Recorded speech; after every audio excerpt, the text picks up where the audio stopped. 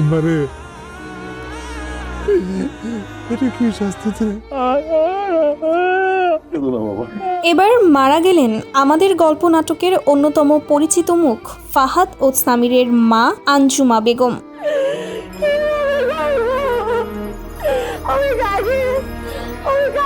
দর্শকদের মনে যে আশঙ্কা ছিল সেটাই সত্যি হয়ে গেল। গত রবিবার নাটকের 50তম এপিসোডে আমরা দেখেছিলাম ফাহাদ ও সামিরের বাবার মৃত্যু। সেই শোক কাটতে না কাটতেই এবার চলে গেলেন তাদের মা আঞ্জুমা বেগমও।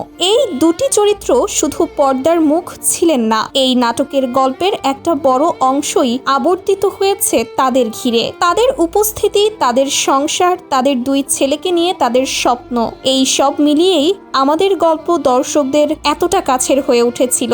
এখন স্বাভাবিকভাবেই প্রশ্ন উঠছে, বাবা মা দুজনকেই হারানোর পর ফাহাদ ও সামিরের গল্প এরপর কোন দিকে যাবে?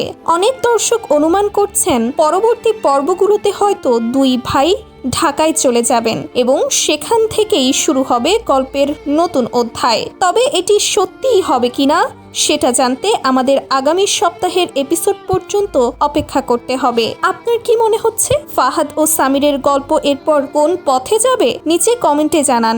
আর আমাদের গল্প নাটকের পরবর্তী সব গুরুত্বপূর্ণ আপডেট সবার আগে পেতে এখনই আমাদের ইউটিউব চ্যানেলটি সাবস্ক্রাইব করে রাখুন।